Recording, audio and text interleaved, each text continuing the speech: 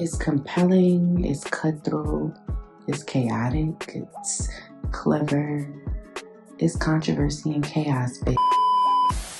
Hello, everybody. Let me talk into the mic like I'm a professional.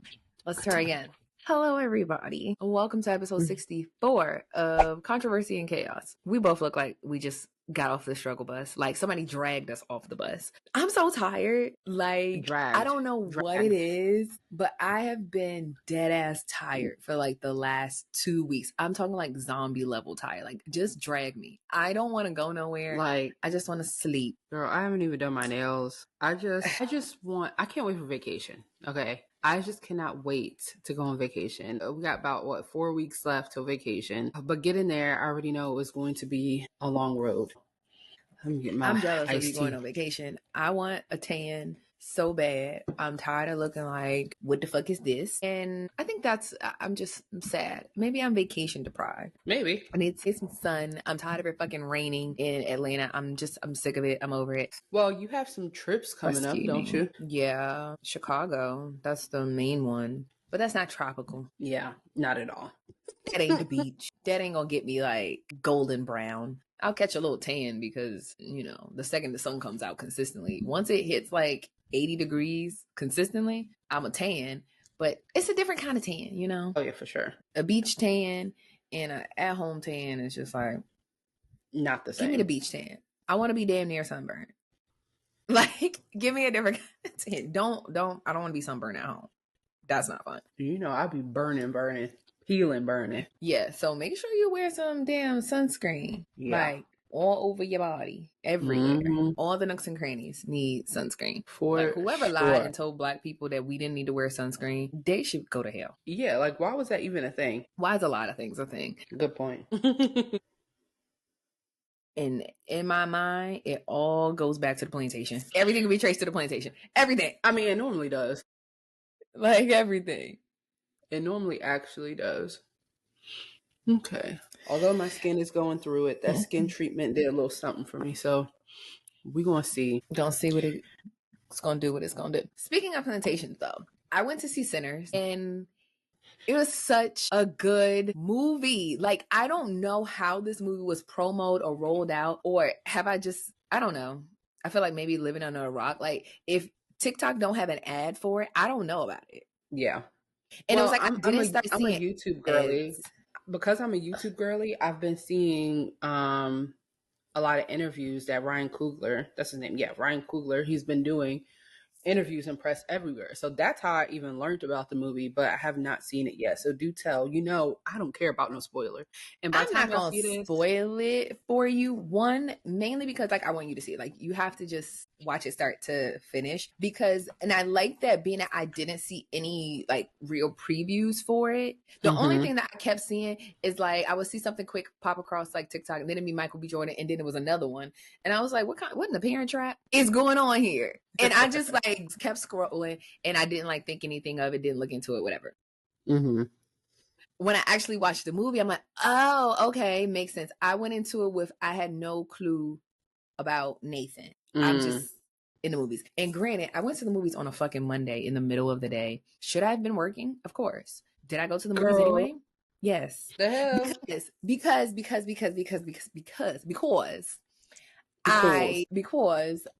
I'm not going to be here this weekend. And it just came out. And during the week, there's just no other time. And then I found out what the hell happened to the damn matinee show. I'm like, what happened to the movie? No, girl. The earliest movie was 12 o'clock. I'm thinking, I could be like, it's a new movie or no? I think after COVID, the movie theater said, forget the matinee. Oh wow! Because I used to go to the movies with my dad all the time. We'd be in there 10:30 in the morning. Nobody in there, just us. And you know what? The older that I get, I used to complain. I'm like, Daddy, why are we going to this early ass movie? But now, as an adult, I'm like, baby, give me the matinee. Mm-hmm. Where is the matinee? Because I want the rest of my day to myself. But when we went in there, all the senior citizens, they had their little dates. They was in the movies. And guess what? They're going to watch the movie and they're going to be quiet. Yes, they was quiet. So the one lady, she started praying at the end. Girl, okay. The Lord was her shepherd and she got real loud with it. And I said, no ma'am. Was it demonic? Black Christians think everything is demonic. The sky could be demonic. The sky could be yellow. They're like, I'd be like, all right now. But the movie was actually really, really, really, really, really, really, really, really good. Like, it's one of those movies that you have to, it's going to make you think afterwards. It's going to make you go do your Googles and like research some things. Like, I wasn't aware. Well, this is, I guess it's a spoiler. Well, you've seen the cast probably. There's Asian people in it. So I was so confused as to how the Asian people was intertwining, but I didn't know that during that time in Mississippi, it's set in Mississippi, that there were Asian people. They were Chinese people. I didn't know. So it, like I said, it's Jim Crow. They weren't slaves, sharecroppers. Like, that's what they called them. Okay. Okay, got it. It's more like kind of, I think maybe like Prohibition times. Like they're opening up like a little club. Got it. A juke joint, as they called it. So like that time period. Okay. After the Great Migration, it's after that. But still, the South is very much what you expect Mississippi to be. So, it's like that. I was, like I said, it's one of those things that it's going to make you think about. I shut all my nose. It's going to make you think about it and have to do your Googles and your research. So now that I've seen it, I can like really get into my like, okay, let's really analyze this now that I've seen it. And I do understand when people are like, they're going to see it multiple times. I could very well see this being a movie you could watch multiple times and pick up something different because it's so, a lot of it is rooted in history of Black history, like African culture. Like you kind of have to break each piece down to understand everything that's going on. So I could see going to the movies multiple times to see it because you're going to pick up something different every single time that you go see it.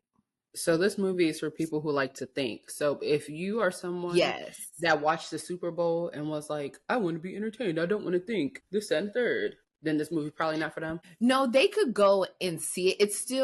It's very like historical, and if you want to look into it, you can, but you can also just watch it and walk out of the theater like, damn, that was a good movie, and keep it pushing. But for the people who want to know like, oh, why is this way, and what does this mean, and what's the historical context, like why did he do it this way, I think it's one of those things that you can watch it and then watch lots of YouTube breakdowns, which I'm about to be deep in the rabbit hole, or you could go see it multiple times and just kind of connect your own dots. But it's definitely for those that want to think about it. The thoughts is gonna be, so it's palatable enough for those who won't really dig too deep into it, but they'll still come out like, all right, I learned something, this is interesting, blah blah. But for those of us who are analyzers and deep thinkers, it gives us homework. You're gonna get a lot more out of it. Gotcha. Yes. Okay. Yeah, you're gonna get a lot more out of it. Okay. Okay. So I'm very, very, very, very, very excited about it. The Warriors are out. They're out, and it's just like some things. Yeah, how do I word this? Yes, some things are demonic. Like, I wholeheartedly am a person, I'm very like sensitive to energy and shit. Like I believe in spirits and supernatural and all that kind of shit. I very much do. I don't fuck with like I don't want to. I'm interested in like voodoo and just like the culture around it, but I don't want to practice. Right. I don't need nobody putting a root on me. No, ma'am. I'm respectful with it. I'm curious, but I ain't about to be not too much. I'm not about to be dibbling dabbling. Right. No, ma'am. Like, I ain't gonna go see that lady myself, but I'll listen to your story about you going to go see that lady. Now I might go see that lady, but I won't be practicing. She ain't about to teach me.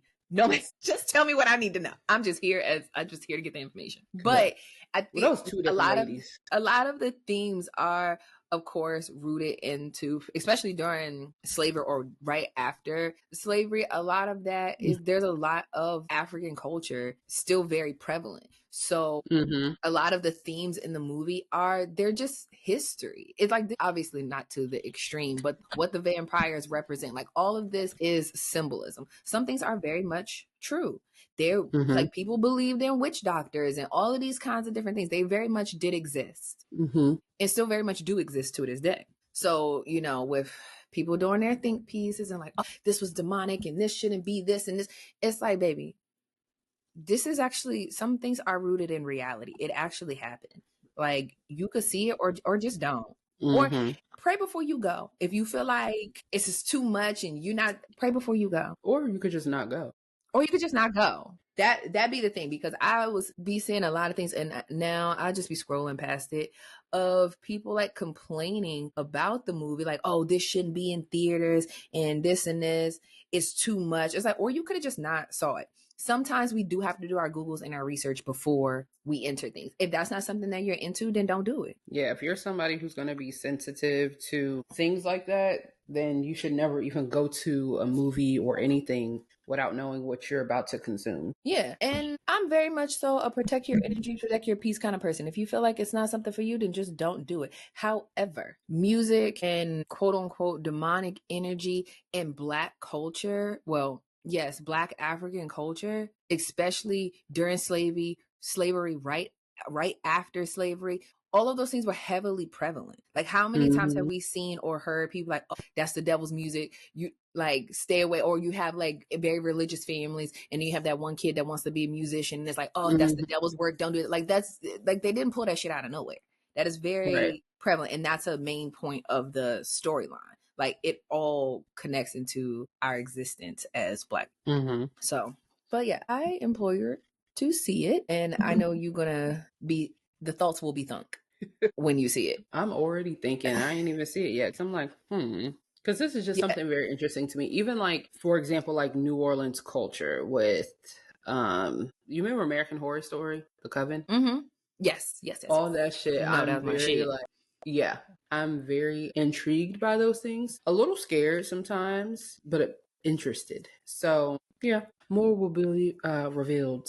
I'll let you know. Yes, so let me know. And then other thing in the TikTok streets. Actually, give me a random question, and then we will get into the TikTok streets. So you know how one thing I hate is a liar, but I realize I do lie a little bit. But I'm not the type of liar that lies unprovoked. I'm more so like I withhold information type of lie. You know what I mean? Yes. And so I guess my question of the day is, do you feel as though it's okay to lie or withhold information to, I guess, spare people's feelings? This is yes and no. I feel like it's very, very layered. I do believe in having to be honest with people, even when it's one of those things like, you know, it's going to hurt their feelings, but I kind of have to say it. And that's one of the things I've learned is the delivery. You got to sweeten your delivery for Todd. Okay, you have to sweeten the delivery for Todd. Got to sweeten it. But to me, I'm not gonna lie. It depends on a person. Like, if it's somebody where I know this conversation is going to go nowhere fast and I truly don't even, not saying, oh, I don't care about you, but it's like, I don't even care enough to have the conversation because I already know what you're going to do and you're not going to listen. In those situations, anyway. Yes. I'm just going to avoid that. I'm just going to avoid that conversation completely. I don't have to omit the truth because I'm not having this conversation. So in certain instances where I know if I'm talking to a person and the conversation is going to go absolutely nowhere, I'm not about to stress myself out and waste my time doing that. No, we're just not going to have the conversation, period. But for other people that you can have honest conversations with, I feel like you should be honest. Yeah. Like, be honest. Don't lie. I'm trying to think of a good example of this, right? Like, for example, if we're going somewhere and a friend is like, should I wear this outfit or that outfit? And you don't like either outfit, but you pick one of the options, right? And they're like, oh, no, I don't want to wear this one. That's when I'm just like, you know what? You asked me a question, I answered the question, and I could really sit here right now and tell you that outfit is literally hideous. But if I do that, then that's going to be a whole nother situation, and you're going to be all upset, and it's going to ruin the day. So it's like, if you want to go out looking how you look, who am I to tell you otherwise? Oh, yeah. Like, in that case, like, if I tell you no the first time and you still go ahead with it, okay. And that's why I always say, you asking me my opinion, I'm giving it to you, but you can do whatever you want at the end of the day. I don't care. And I feel like I'm that way when it comes to with most conversations. Like, even when I'm talking to people about like dating or just different situations that they might be going through, obviously I'm going to ask them, like, do you want my honest opinion or you just want, like, to chat? And if they want the honest opinion, I'm just going to say what it is. Most of the time, it's not in their favor. Yeah. I feel like sometimes that comes off as like not being a girl's girl. But like we said the last time, or 2 episodes ago, it has to get to a point where we just stop saying exactly and actually tell these friends of ours, yeah, no, you're. Yeah, if you come to me and you ask for the information, I approach it like this. If you come to me specifically and ask me, you already know how I give it up. So I shouldn't have to change my delivery, or I'm not sweetening my delivery for Todd because you asked me specifically. So I'm gonna give it to you how I normally would. Now, if it's like a sensitive thing, like sometimes, like if it comes to like outfits and stuff, I've been told, like, I'd be like, if you ask me, I'm like, no, I don't like that. Some people don't like that. So it's like, fine. I'm like, I try to know, but you can give a suggestion unless it's just like butt ugly and I can't find a solution. But if it's like one of those things, I can give you a solution. I'll just give you the solution. Yeah. Like, okay, I don't like that top and those bottoms, but if you wore that top with this kind of bottom, it would look better. Cool. There you go. Same thing. I still told you I didn't like it, but I gave you help. Yeah. And then you could take it or leave it. If you leave it, then okay, it is what it is. Now, if you come to ask me about like some serious like advice, don't ask me shit that you don't want me to give you an answer to. Don't ask me specifically. I'm not your girl. I'm not your girl for that. Because I don't want to feel like I'm lying. I don't want to feel like I'm sugarcoating it. I want to just be able to tell you exactly how I think and exactly how I feel about it, and it be received well. Because I'm never, if there's a kind of like relationship or situation, I'm never coming at you negatively. So I don't know. I kind of feel like I know people, especially like the people that I would have such a, I don't know, maybe a vulnerable conversation with. I know them. So I would never walk into the situation being like, this person's hating on me or this person is trying to be mean. Like, I know they're not a mean person. I know they're not coming from a malicious place. Sometimes it's just what you need to hear. So I'm just going to have to hear it. But sometimes I don't even feel like that matters because honestly, especially with women, I hate to say it, but a lot of women say like, oh, I just want the truth. I just want the truth. And they literally cannot handle the truth. Like they learn the truth about something or have a real conversation about something, and then they spin it around and then now it's a whole nother thing. So it's like, I can understand depending on the type of personality or person that you are. If I'm going to tell you the truth and all you're going to do is turn around and gaslight me and play victim, why do I even care to have this conversation with you? Yeah. And then you got to kind of just be like, okay, I just don't have those kinds of conversations with you because I know where this is about to go. Yeah. Okay. Or sometimes that's the one when you ask, okay, what are we doing here? Do you want me to respond or you want me to just let you go? Just go.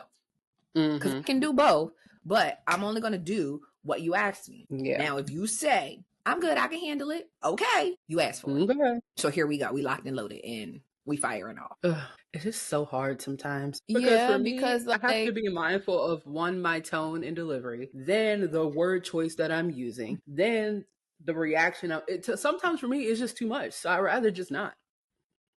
Yeah. Because I already know where this is going to go. And those kinds of conversations with those kinds of people, you just like, you know what? We're not even going to engage in this. Let's change the subject. So because we've done this dance too many times. And I know you say you can, but you really can't. So. And you showed me time and time again that you can't. So I'm not about to, why are we about to get into a fight about something that's avoidable? And then let's just avoid it. I would say I'm not an intentional liar or information withholder. I just like to protect my peace. Yeah. I wouldn't classify that as a lie. Okay. It's just, we're just not going to have this conversation. I'm not lying. We just ain't going to have a conversation. But I don't think it's necessarily lying. I think it's just with certain people, you could be transparent with them, and with certain people, you can't. Yeah. And that's just it. Yeah. And I feel like the older I get, the more I've been adopting the just shut the fuck up method. Yeah. And you can attest to that. So it's not easy for me, but it has allowed me to protect my peace. Because sometimes people know when they on bullshit.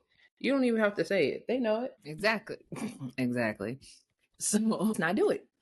Let's just not, because the only person that's going to be upset when this is over is me. So why am I volunteering to make myself upset? Fuck no. Fuck ass no. I'm not doing it. Okay. Well, yep. That was my kind of question of the day. Okay. So I know you've seen Nursegate. Yes, I have. I know you've seen Nursegate. And when I see stuff like this, it truly makes me, like, my first question is, in my mind, is like, why do we take up so much space in other people's minds? We as in Black people. We as in Black women. Why do we take up so much space in other people's minds? It is so, like, I feel like it needs to be studied because we don't give a fuck about nobody else. And what they got going on, what they wearing, what they doing. But when it comes to us, everybody got something to say. And it's just like, it gives you hate us because you ain't us. Or like you just want to control what we do so fucking bad because we don't give a shit. But hold on. The person that started the whole conversation about the whole NurseGate thing, is she one of us? She's brown, but I don't think she's not black brown. But it's just like, oh, you really think you different. Okay. But it was just like, even in her video, outside of just like the lashes and like people wearing makeup as nurses is ghetto, since the fuck when? I've had doctors that wear makeup. Okay. Yeah. And I'm like, and you look damn good. Okay, great. You look good. So I've never been like, oh, this nurse is unprofessional. She has lashes on. Girl, what?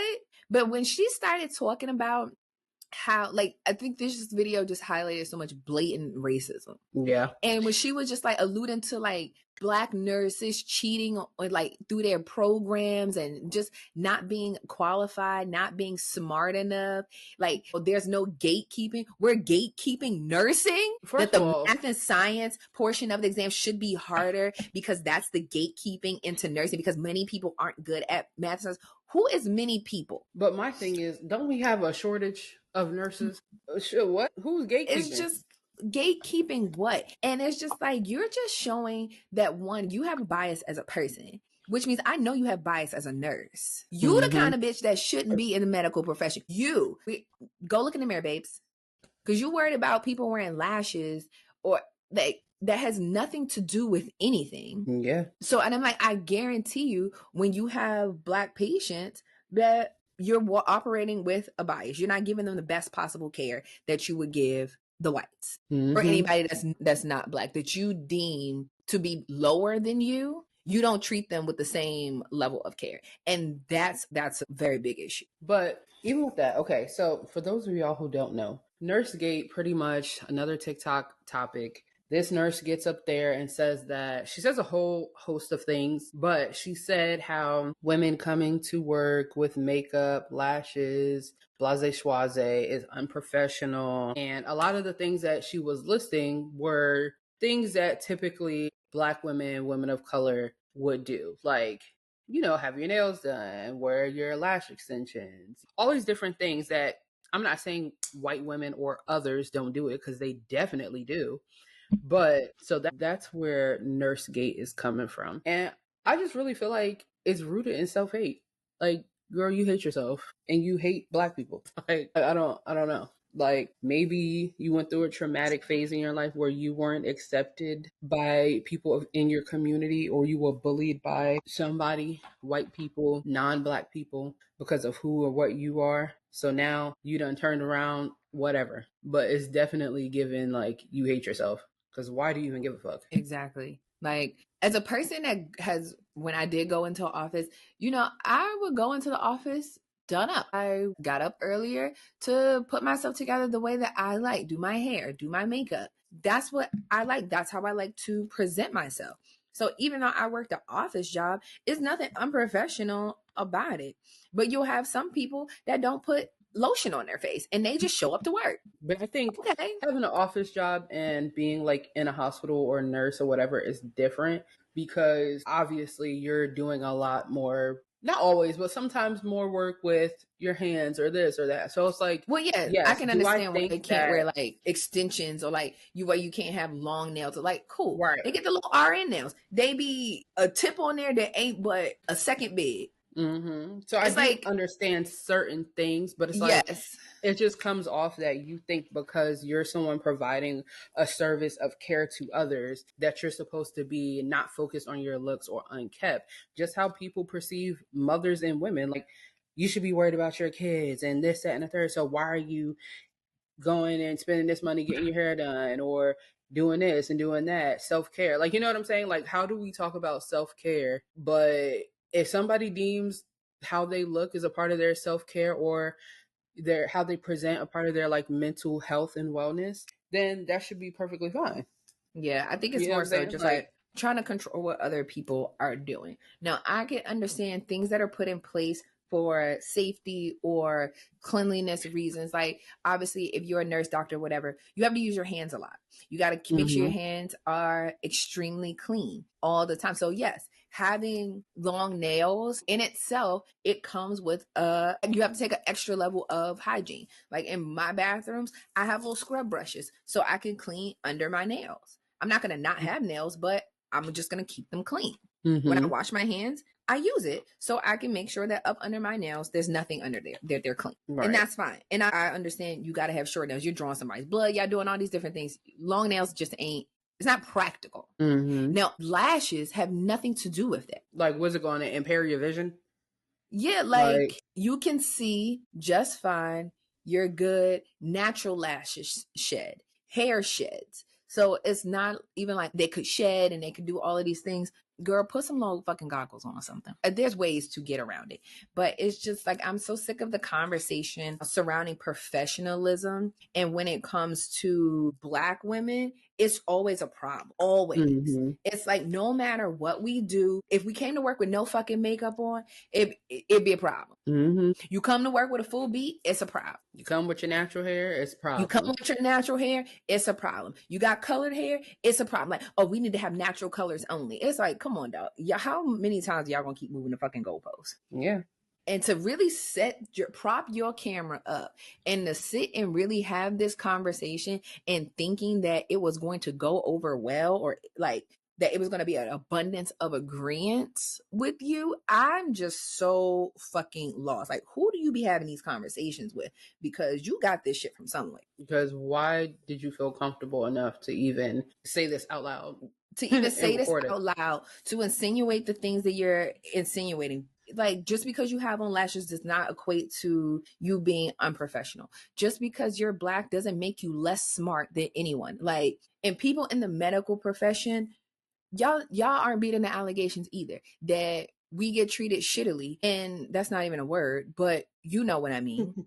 Medical professionals, we're already prejudged before we come in there. You're doing it yourself with the people that you fucking work with, because I guarantee you work alongside Black nurses. So in your mind, when you're dealing with like, this bitch is incompetent. Look at her lashes. She can't even do her fucking job. She probably doesn't know math and science. I'm better than her because I don't have any makeup on. Yeah, bitch, your face looks like a fucking egg. You should use some. Now, I do want to play devil's advocate a little bit. Not for the nurse, but in general when it comes to professionalism and how we look, right? Hate to say it, but if I walk into a certain office or a certain business and I see somebody with the lashes that you could, like, that you look like you about to fly away, you know, the lash extensions, like the girls be laying down, like the E-cane, like those girls be laying down. They be laying down and they be coming up looking like birds. Them types of lashes. No, yes. I just feel like, I don't want to say unprofessional, but it gives your line of work is something else. So like, I don't know. I do think that at the end of the day, I don't know if that's just me being in corporate for so long, but I do think that there are certain things that just are not for a professional setting. But lashes, period, no. But certain styles, yeah. Yeah, I think certain styles of lashes are just ugly. Okay, yeah. And they look ghetto. I'm sorry. They look a mess. They look ugly. However, we are old enough that we're from the era of 25 millimeter lashes. When that was you couldn't buy no lashes that weren't that fucking long. So everybody had them on, and it was just like, this is normal. But we was wearing those, but we were wearing those in our 20s. You didn't see 30 and 40-year-old women walking around with them lashes on. Not women that had careers and jobs. That's what I wore shit. I wore my shit to work. But well, we were young. Like that's I'm saying grown ass women. Yeah, but I think it's still kind of the same. I don't think it makes you any less professional. Like I had an office job. I had an office job even when I had to go and see people out in the field. I don't know. I think from my first job experience, like my internship, and that wasn't my first job experience, but my first like real situation at work where it was like where I felt like being Black was a problem. You have a problem just because I'm Black. There's nothing else going on. You just you just met. That situation, I kind of just vowed to myself that I wasn't going to change myself to fit their standard of what I should do, what I should look like, because it's just like, this has nothing to do with my work. Over the top, it's my little bit of self-expression. I'm not going to shorten my nails. If it's not in the company policy, I'm not fucking doing it. I'm not going out of my way to change myself, or, I'm not going out of my way to change myself to make you feel better. I'm just not fucking doing it. And don't get me wrong, I don't feel like there's anything wrong with that. I'm just saying, like, if we're being realistic, if I walk into a certain establishment and someone looks like they don't belong, like they're working at that establishment, like, I don't know, like, even with the whole colorful hair and the 30-inch this, that, and the third, like, you can do that, that's fine, but that doesn't mean that I'm not gonna be like, bitch, why the fuck you got that hair? I ain't going to say nothing, but I'm gonna think it. Yeah. Mm-hmm. Maybe because I have been a person that do all that shit. I think that's just in human nature. Like, I'm trying to think of a good Work example. and do exactly what the fuck I want to do. If I wear my hair, if my hair naturally was this long, would you say that? No, because I have worked with people that had extremely long hair, and I'm like, okay, so what's the difference of, just because it came out of their scalp? If I have a sew-in, if I have a weave, it's still just pressed straight hair. It's neat. It's not a distraction to anyone. I have a perfectly good example for you. If you go to Harper School for a parent-teacher conference, her teacher has, like, let's say she looks like an Instagram girl. She has skin-tight dress on. She has, the lashes. She has this. She has that. You're going to be like, you might not say nothing, but in your mind, you're not going to sit here and be like, now, why the fuck she a teacher and she doing all that? Probably only it would the clothing. Right. So, I mean, that's all the same thing. The clothing would only be the thing. If it's just like we've seen those posts of those teachers wearing the econ dress at work, that's different. Like certain things, like I wouldn't wear a crop top at work. That's just not business casual or professional clothing. So yeah, but if you have your lashes done, if you have I'm not thinking about that shit. Or even how the conversation of the girls who dress like quote unquote office sirens were getting fired and all this other stuff. It's the same thing. It's just, what the hell is an office siren? Basically, you go to work being dressed like trying to give sex appeal and skin tight up clothes and office siren clothes. Like, like trying to be the bad bitch at the office, but it's borderline inappropriate outfits, but it's not enough for you to be like, let me Google so I can show you.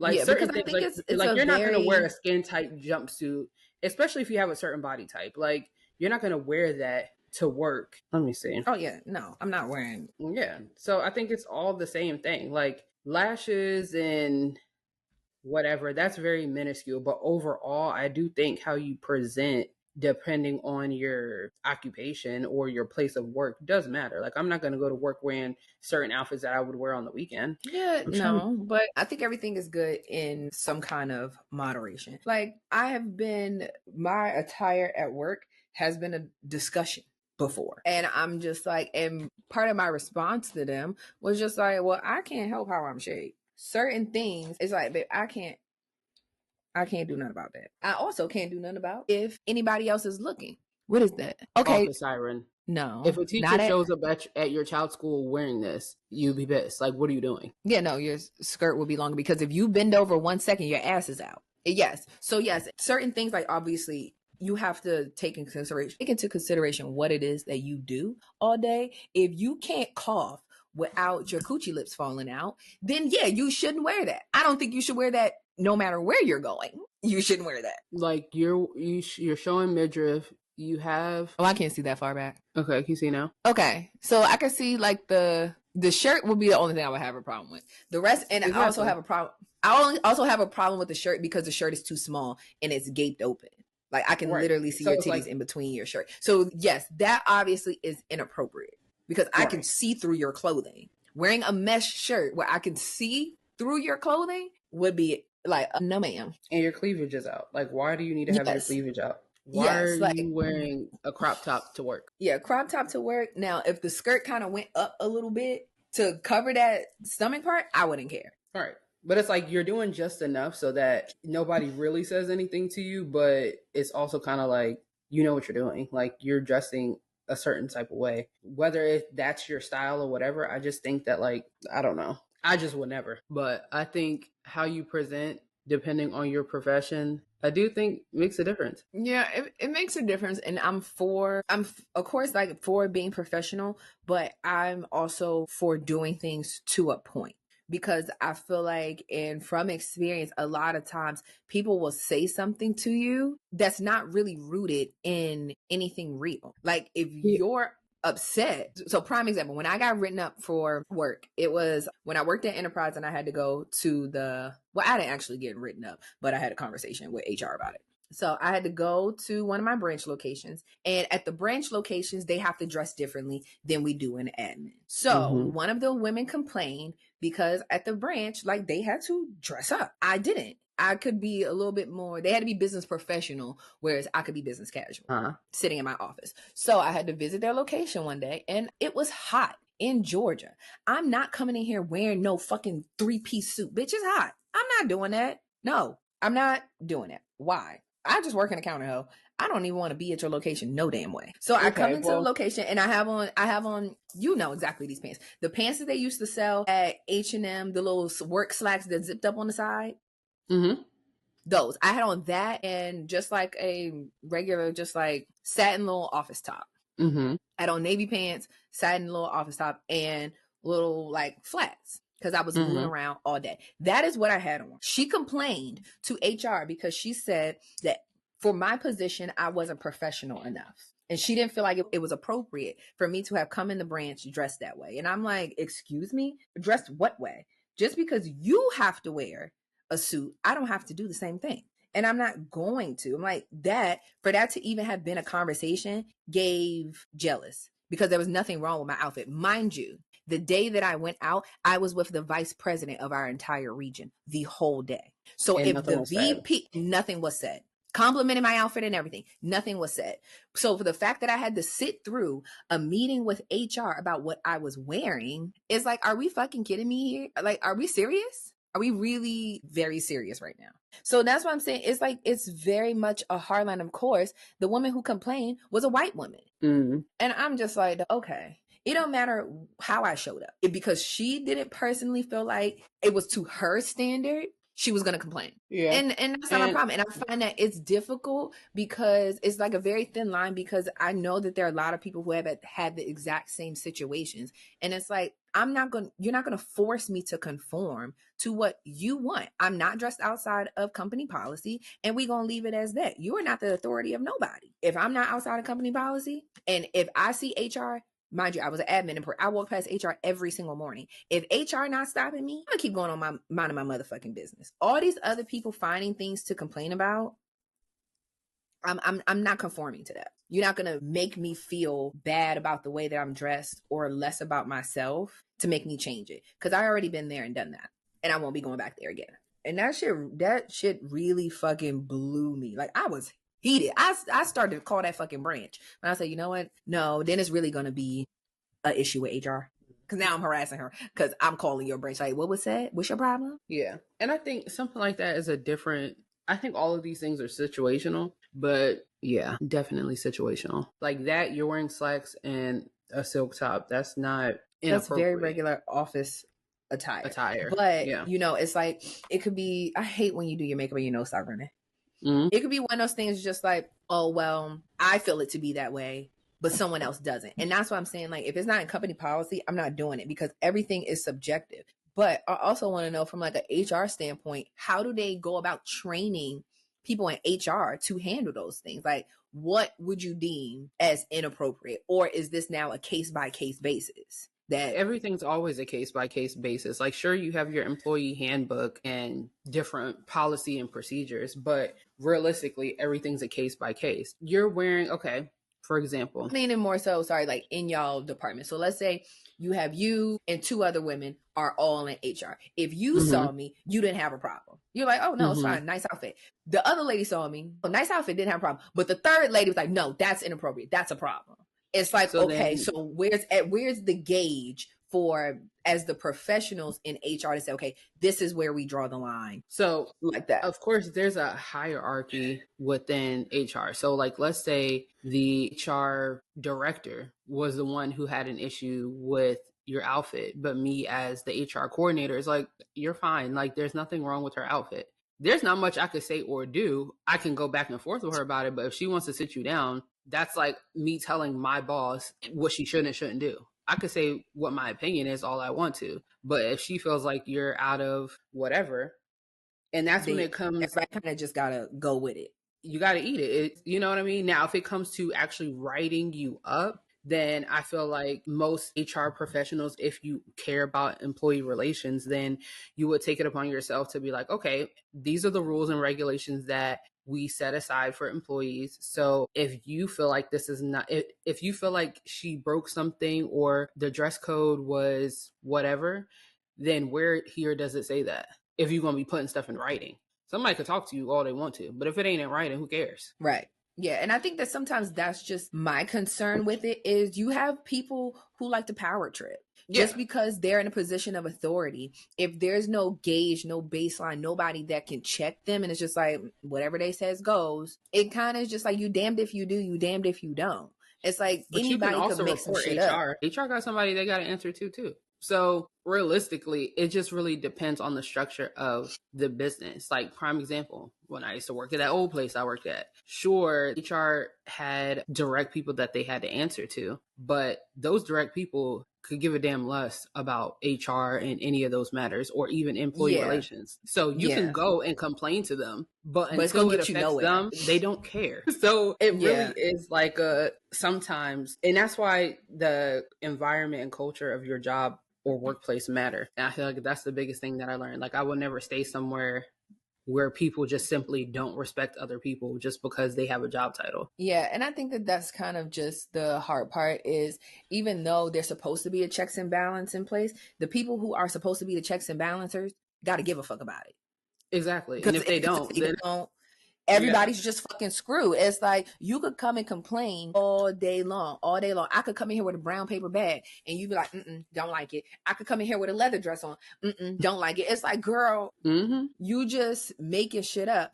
And sometimes it just be like, bitch, you just wish that you could do it. You hate me because you ain't me. You hate me because you ain't me, boo. But yeah, it's just that whole conversation and conversations like that really just piss me off because people just be showing their blatant racism, and I'll just be like, how you think that this shit don't apply to you? I don't understand. But it's like, when will we fucking learn to just drink water and mind our fucking business? We won't. And guess what? That's just life and human nature. I really feel like in general, people are always going to have something to complain about just because. Like, just because. They need something to talk about. They need something to make themselves feel better about sometimes. And I've just come to the conclusion that a lot of people in this world are truly just miserable. Honestly.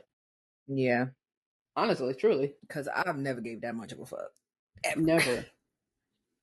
Like, maybe because I'm always the one in trouble, but for me, it's just never like that. It's just more like, if I don't like it, there's a difference between not liking something and something being offensive and inappropriate.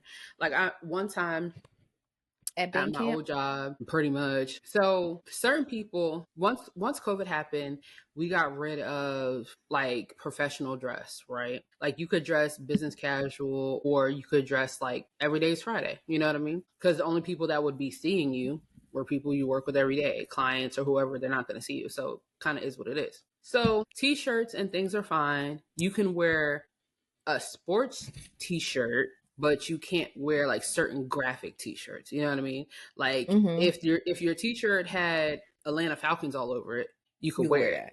But I can't wear my middle finger t-shirt to work. Right. Or if you had like Snoop Dogg or Tupac on your shirt, you can't wear that.